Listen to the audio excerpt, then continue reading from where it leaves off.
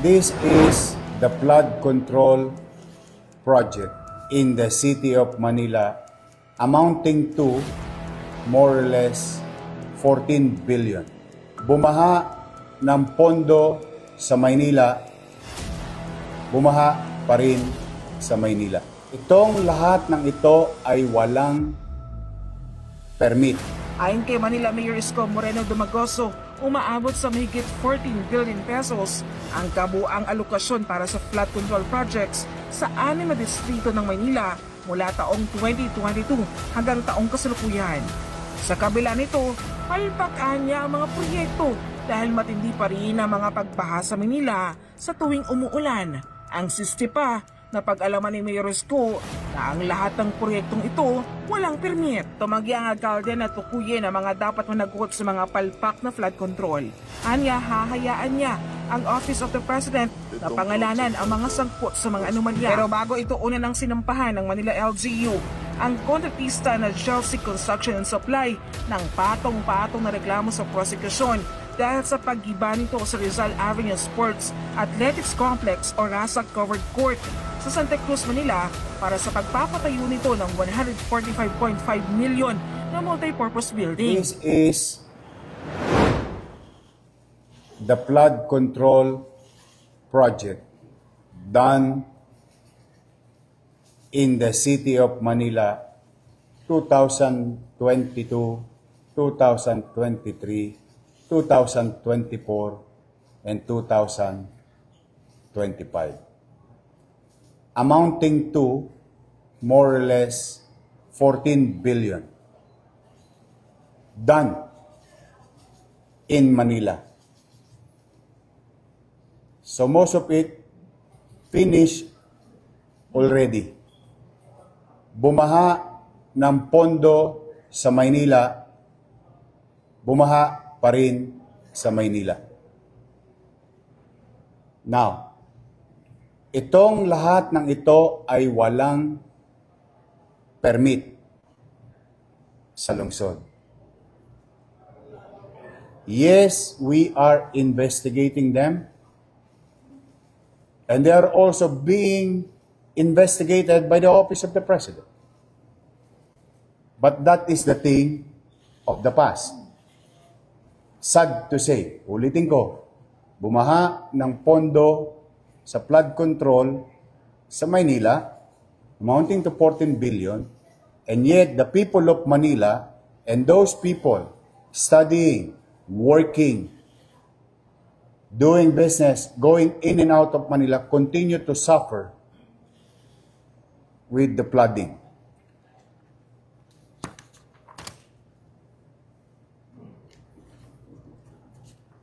Gusto niyo malaman per district? Per district?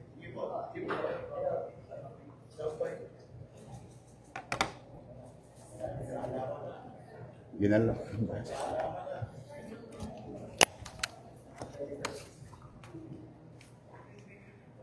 District 1, 3.4 billion.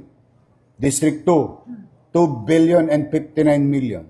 District 3, 4.2 billion. District 4, 1.3 billion. District 5, 1.1 billion. District 6, 2 billion and 60 million. Total of 14 billion, 313 million, 132,309 pesos and 12 centavos from project allocation for the year 2022, 2023, 2024, and 2025. At malamang sa hindi, kulang pa yan. Kasi ang lahat ng ito ay kinuha lang namin sa website ng Pangulo.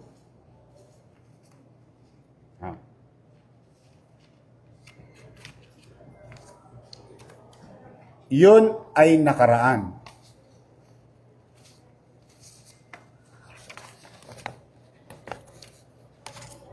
Ngayon may bago pa. 112 new ongoing projects without permit, without paying regulatory fees for the local government of Manila. Particularly, contractor's tax.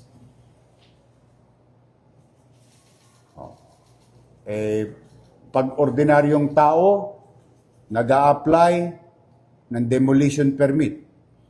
Pag ordinaryong taong nagpursigi, nakaipon, papaayos ang bahay, kumukuha ng building permit. And they pay regulatory fees, like what you call contractor's tax under the Manila Tax Ordinance. These are ongoing. We'll send you a copy of this. And yung mga binanggit ni Pangulo na mga kumpanyang paborito, nandito rin. Kayo na ang humusga. Konti-konti lang po ito. Random. 145 million, 97 million, 140 million, 94 million, 80 million, 142 million, 141 million. Kadikit-dikit pa yung numero. 141 million. GLC ulit. Ang daming GLC. 141 million. 94 million. 94 million. 140 million. 142 million. Mukhang paborito nila yung 140 million. Kasi tinitingnan ko lang naman random lang. So this is ongoing. And we continue to investigate. Now,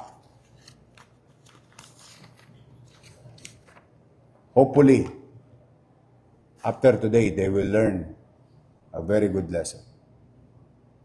As I have said before, again and again, welcome kayong magnegosyo sa Maynila. We welcome development in Manila. Immaterial of political color, as long as you follow simple procedure. Ang masakit yung pagka-ordinaryong tao, hirap na hirap kumuha ng permit sa Maynila o sa local government. Pero pagka malalaking kumpanya, parang binabaliwala nila ang pamalang. So, we are investigating them. Yes, Sian. Last question na from Sure.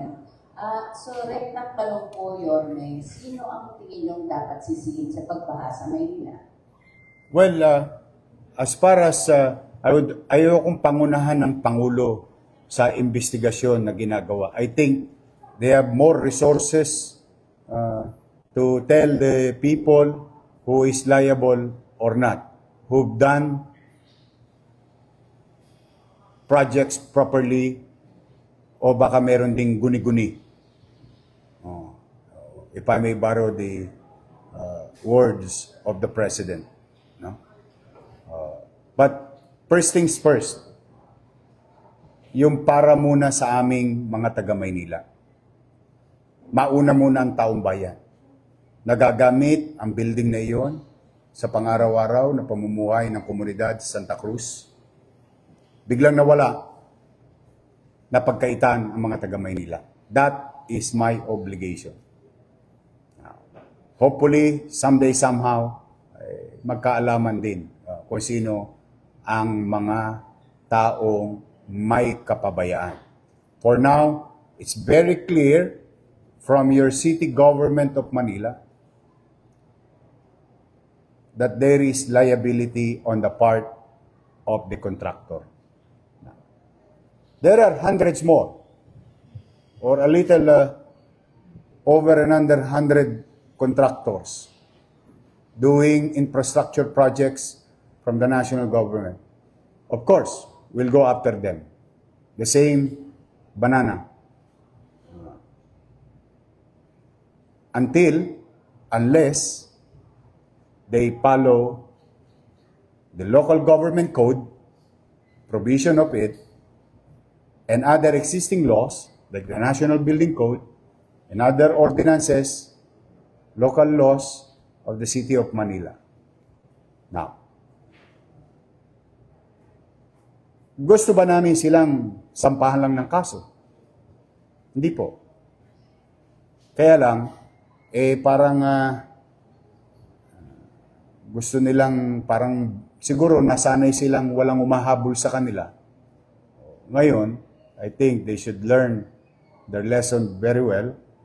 Welcome silang kumuha ng permiso sa Maynila at magbayad ng obligasyon sa syudad ng Maynila. We will welcome them, each and every one of them, if they follow procedure. Sir, good morning po. Camille Samonte po from TV5. Just going back doon sa Chelsea Construction, ano po ba supposedly yung itatanin nila doon sa Centro Comunidad de Santa Cruz. Kind of business? Multipurpose daw. Multipurpose hall. But sir, sino po yung nag-approve? DPWH. DPWH. Without budget. Why? Because this type of projects is one of those under FLR for later release. Para sa mabilis na pangunawa ng ating mga manonood, this project is subject to approval of the office of the President. In the absence of such, it should not be done. Sir, itong Chelsea, meron din silang flood control project po. Meron din. Marami rin. Ano pong mga district po itong ginawa? Halo-halo. Kompleto na po. Bibigay ko sa iyo mamaya yung kopya. Pero sir, sino po yung nakikita yung local official po na most likely involved or may awareness about these flood control projects, and ito rin po yung sa pagde-demolish na wala namang kapulang permit? Yes, we are now investigating also other local government official of the past. Because it was started May 2022, immediately after the election. I assume July 1. And then, sir, dun sa Chelsea, Chelsea. sorry. Dun sa Chelsea, yung kanilang flood control po dito so far in your observation, are they working or hindi sila usable at all? Well, I don't have to be an engineer or kahit sino man taga Maynila, hindi kailangan maging ininyero or mathematician. 14 billion worth of flood control project, o baha pa rin naman. So, isa lang ibig sabihin, hindi effective. Now, again, if I may borrow the words of the President, palpak. Baha pa rin. So, sir, safe to say that Chelsea is one of the top contractors po na gumawa ng flood control here in City of Manila. As per records.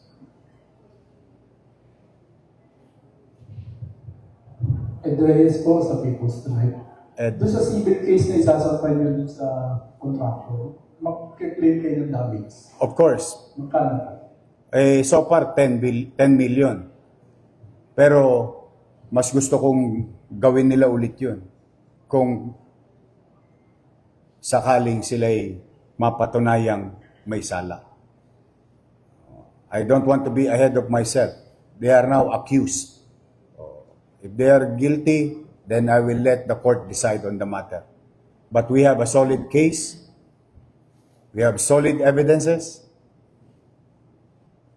And it's available, and it will be we will furnish the respective the office of the city prosecutor's office today.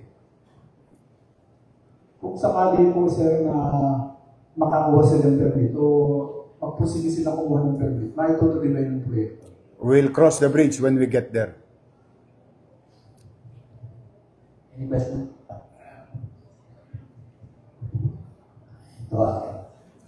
Mayor, ganito yung ano eh. But, ito lately, ito last week, talagang nagkaitin yung bakbakan na si Joel.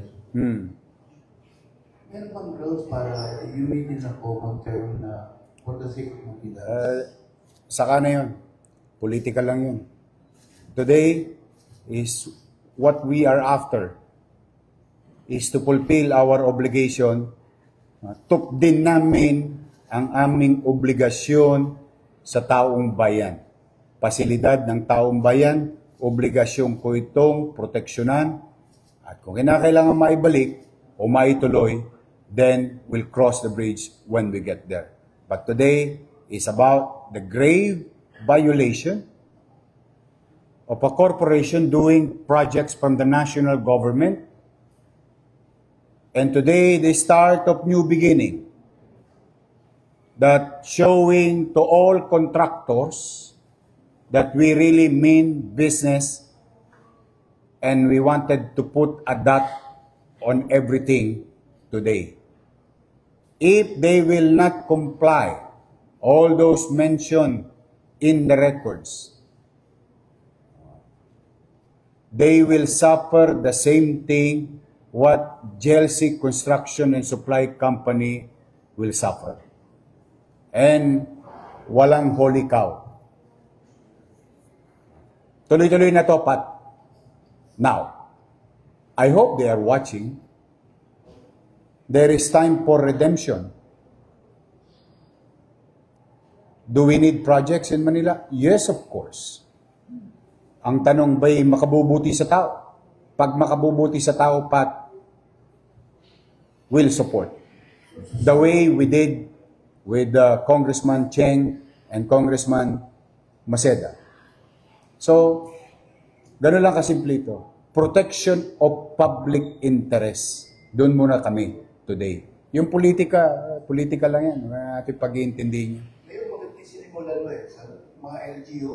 I open na sa buong LGU sa buong Pilipinas na any project dapat tumaan sa permit o paalam man lang. Elementary courtesy, hindi nangyayari yan dahil siga yung mga proponent mga organization. Actually, it's not even a courtesy if I may put that in right perspective. It's more on following the rules and regulations as stated by the law. So, alam mo yung yung pagod na yung tao, ano ba talaga? Sino ba talaga may sala? O, eto ngayon, yung damdamin ng taong bayan, tinutugunan namin ngayon at tinutuldukan na natin ang mga bagay-bagay. Ito ay umpisa ng mahabang journey of local government unit going after to the contractors without seeking necessary permit and complying with rules and regulations. Because Manila is not a unique city.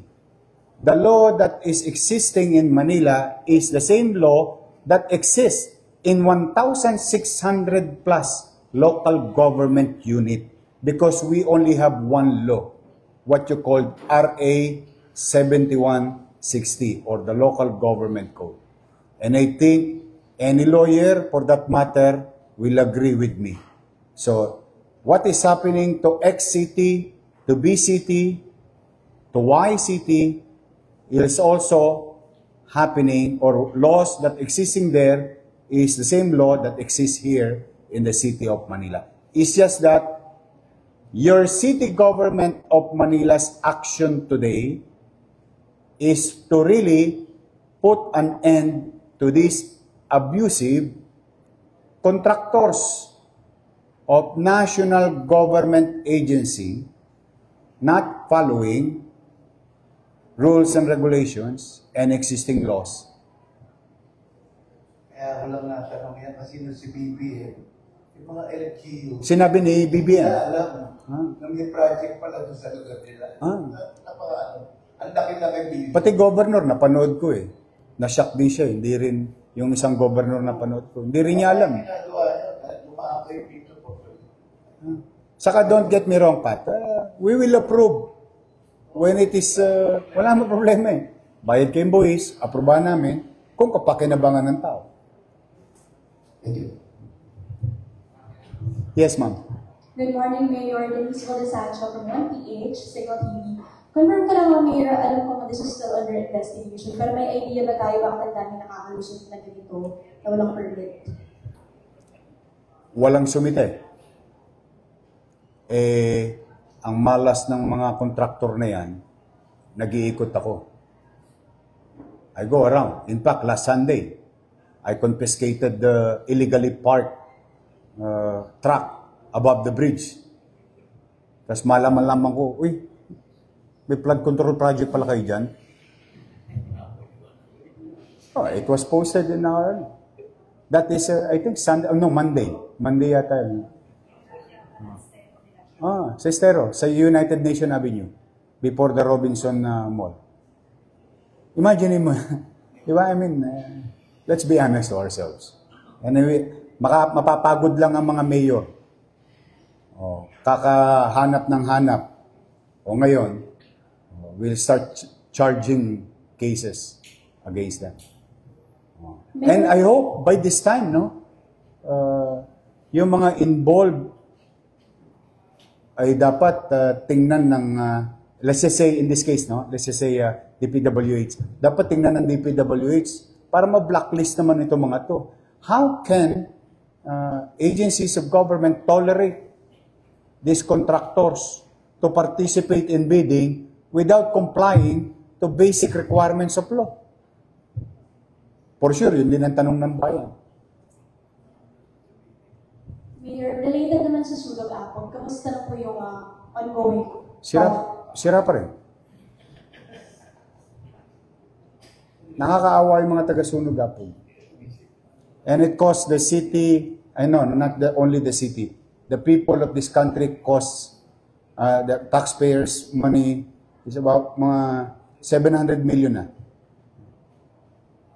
On a less than 500 square meter facility. Shangri-La yata tinayo dun.